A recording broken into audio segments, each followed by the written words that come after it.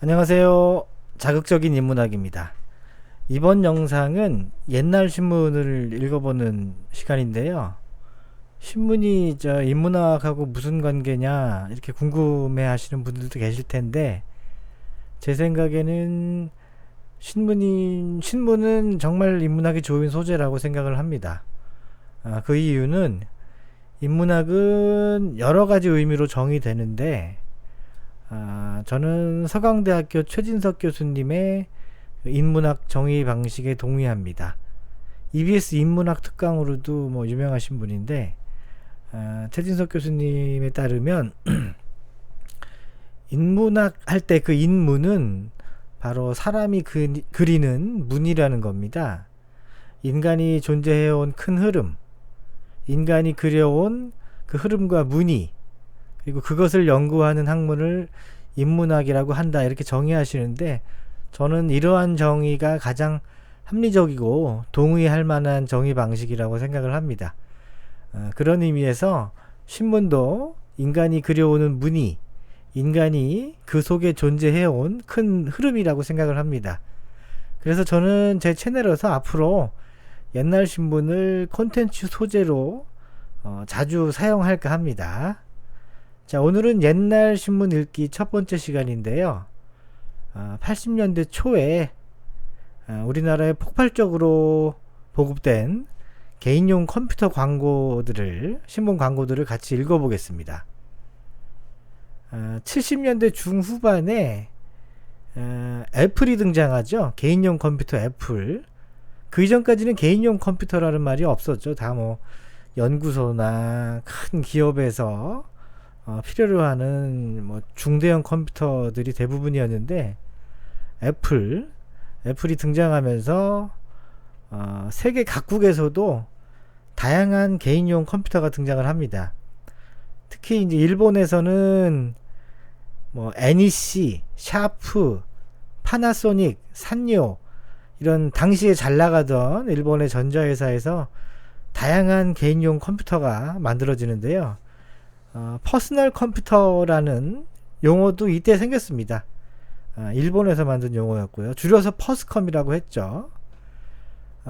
오늘 이제 신문 광고로 이제 만나볼 80년대 초에 등장했던 국산 개인용 컴퓨터들이 사실 이때 70년대 말 80년대 초에 막 쏟아져 나왔던 일본의 제품들을 카피한 겁니다. 모양만 조금 바꾸는 수준에서 이제 한 90% 이상 카피한 건데, 그럼에도 이제 광고할 때는 마치 자체 개발한 것처럼 광고를 했었습니다. 그때니까 가능한 일이죠. 지금은 어림없는 일이고, 요 당시 이야기는 굉장히 재밌고요. 위키피디아나 나무위키 같은 그 지식백과 조금만 검색해 보셔도 재밌는 이야기가 많이 나옵니다. 자, 지금 신문에 보시듯이 80년대 그 쿠데타로 전두환 정권이 집권을 하는데, 대부분 그렇게 이제 좀 정통성이 없는 그런 방식으로 집권한 정권들이 대부분 굉장히 의욕적인 정책들을 많이 펼칩니다. 그래서 전두환 정권도 82년, 83년 무렵에 정보산업 육성법을 이제 제정을 하고, 기술지능 확대 회의, 군사정권다운 그런 용어인데, 기술지능 확대 회의를 통해서 5년간 이 분야에 2천억 원을 지원하기로 합니다.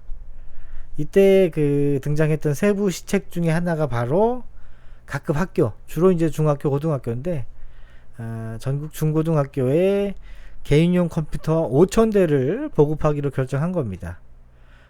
지금 기준으로 보면 5,000대라는 숫자가 많지 않아 보일 수도 있지만, 당시에는 굉장한 숫자였고요. 컴퓨터가 없었으니까요. 예.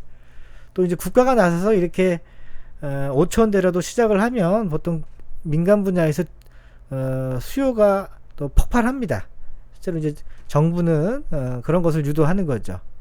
그래서 그해 84년 연말에 보면 또 엄청난 컴퓨터가 팔리고 또 보급되기도 합니다.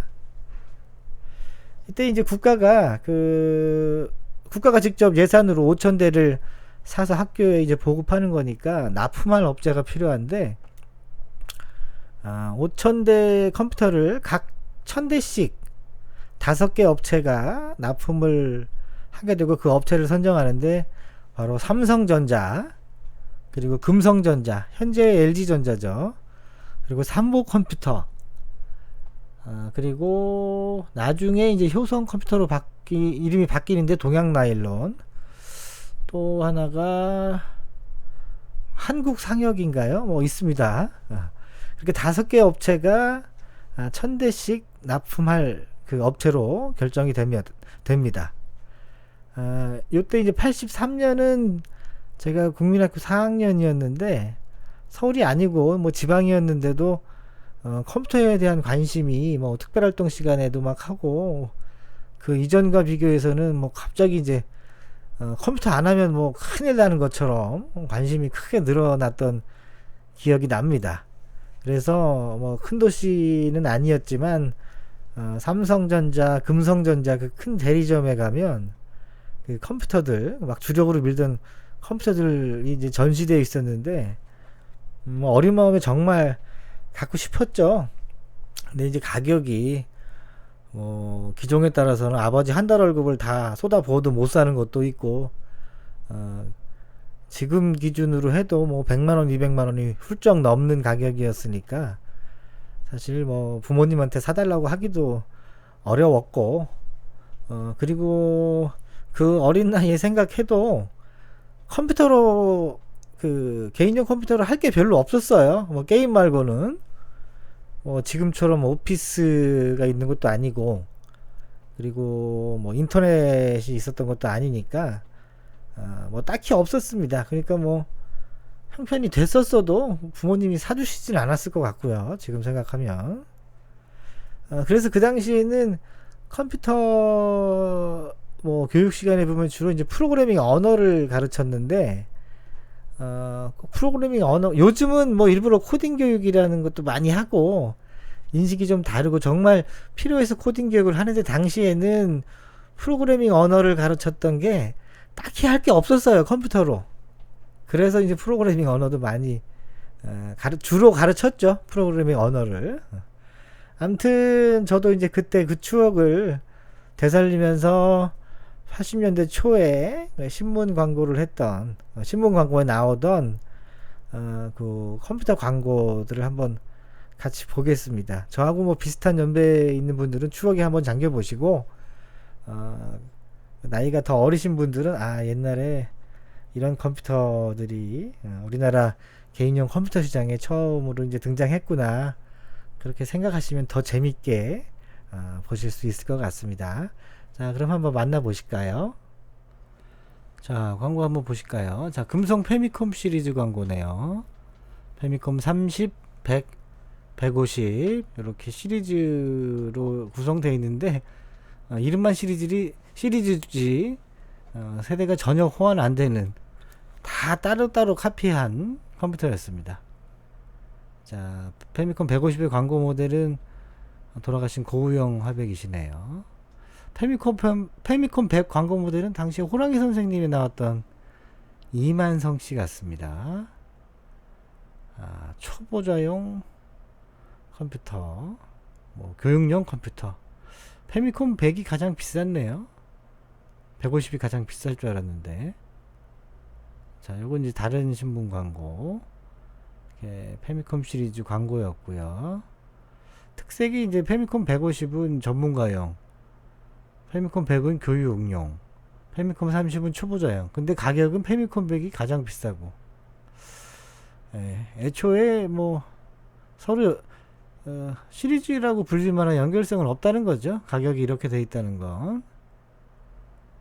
초보자용 컴퓨터, 이게 쉬웠을 것 같지는 않은데, 뭐 일단 기능이 별로 없었을 것 같고요. 주로 이제 프로그래밍 베이직 교육용이 아니었을까 싶네요. 자, 금성의 페미컴 시리즈 광고. 페미컴 100이 가장 비쌌습니다.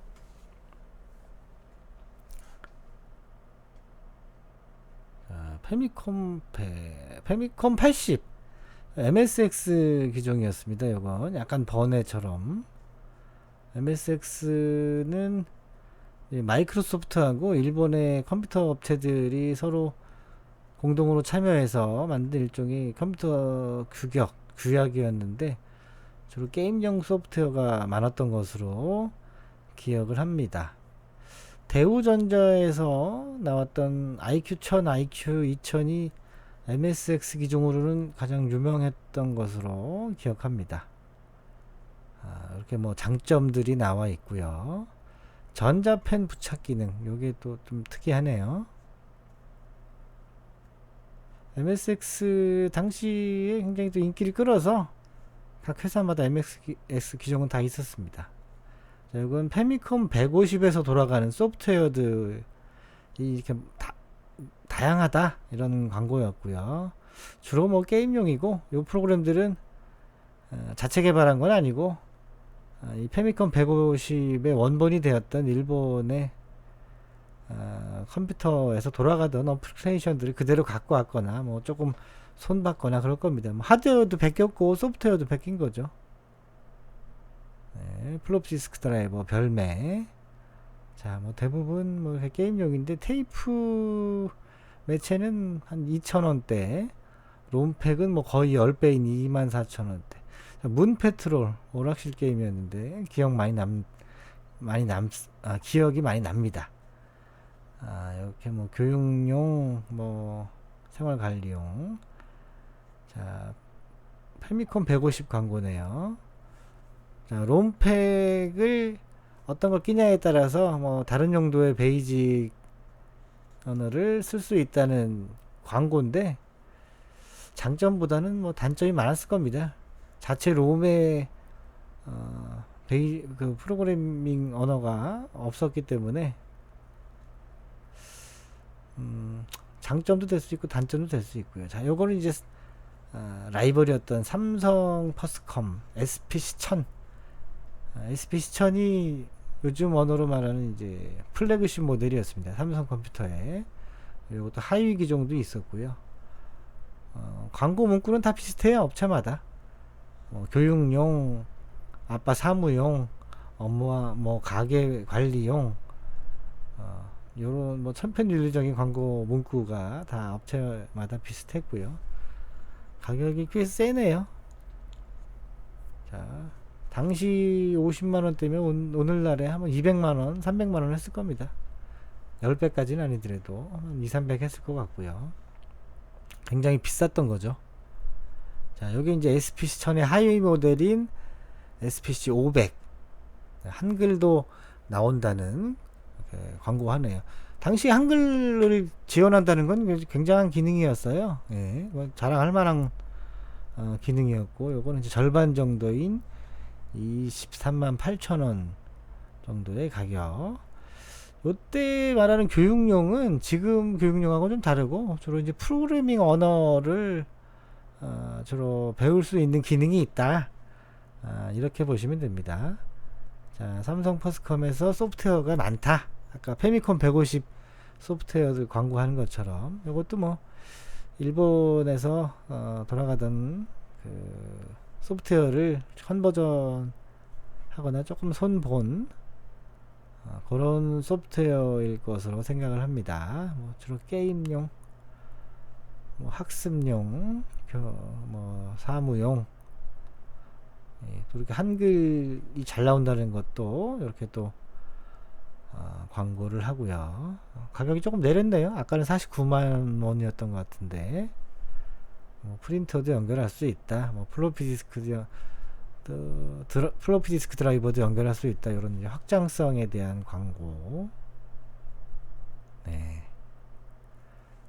그리고 당시 소프트웨어가 부족하니까 이렇게 이제 경시대회, 공모전을 많이 했습니다. 근데 이제 이때 공모전에 응모됐던 프로그램도 순수한 오리지널이 아니고 그 이제 해당 컴퓨터의 원본이었던 일본 컴퓨터에서 돌아가던 소프트웨어를 조금 손봐서 이렇게 제출해서 상금 타고 뭐 이런 경우가 비일비재했다고 검색해 보니까 나오더라고요. 저는 뭐 그때 컴퓨터가 없어서 잘 모르겠지만 어쨌든 뭐 이렇게 다양한 소프트웨어가 이렇게 대회에 응모했는데 순수 창작품은 거의 없었다. 뭐 대통령상을 수상했다는, 이렇게라도 이제 소프트웨어를 좀 많이 확보하려고 했던 당시 이제 업체 상황을 알 수 있고, 요거는 효성 하이콘 8이라고 5,000대 납품했던 5개 업체 중에 효성 컴퓨터가 있다고 말씀드렸었죠. 동양나이론이라는 회사 이름이었는데 나중에 효성그룹이니까요. 효성 컴퓨터로 이름이 바뀌었고요. 나중에 당시에는 동양나이론이라는 회사로 운영됐습니다. 광고 문구도 다 비슷해요. 뭐 교육용, 아빠 업무용, 엄마 가계부용, 비슷한 광고를 했는데, 뭐 삼성이나 금성에 비해서는 광고 물량이 뭐 압도적으로 적었을 것으로 생각을 합니다. 어쨌든 5,000대는 뭐 국가가 다 사줬으니까 다 팔긴 했을 거예요. 금성전자도 이렇게 공모전을 해서 소프트웨어를 확보를 했는데, 이 소프트웨어들도 다 뭐 베꼈겠죠. 예. 예. 삼성이 금성보다는 공모전을 더 활발히 했다고 합니다. 자, 이렇게 프린터 광고도 깨알같이 이렇게 하네요. 예. 아래에는 이제 페미컴 시리즈 제품들이 나오고, 요거는 이제 83년 연말에 그 학교에 보급된 5,000대 컴퓨터에 대한 이제 평가 뉴스입니다. 성능은 어떻고, 뭐 어떤 그 확장성이 있고, 그리고 앞으로 컴퓨터 살 때는 뭐 기억 용량이나 연결 기능 확장성 확인을 꼭 해라. 너무 싼 거는 기억 용량도 적고 확장성이 떨어진다. 이런, AS는 대기업이 믿을 만해. 뭐 하나만 한 말이에요. 저런 건. 예, 이렇게 각 그 5개사 기종에 대한 그 평가 매트릭스. 삼성이 가장 높은 점수고, 그 다음 삼보, 금성, 동양나이론이 가장 기능이 안 좋았네요. 네, 확장성도 적고. 전문가들을 초청해서 좋은 기사였습니다. 자, 오늘 이렇게 신문 광고 속에 나타난 개인용 컴퓨터, 80년대 초의 개인용 컴퓨터에 대해서 한번 알아봤는데요. 저는 앞으로도 일상생활의 고고학이라는 차원에서 옛날 신문 자료 중에서 이제 재밌는 컨셉들을 골라서 또 이렇게 재밌는 콘텐츠로 만들어서 여러분께 계속 보여드리겠습니다. 오늘 재밌으셨다면 구독과 좋아요 부탁드리고요. 다음에 또 재미있는 콘텐츠로 찾아뵙겠습니다. 감사합니다.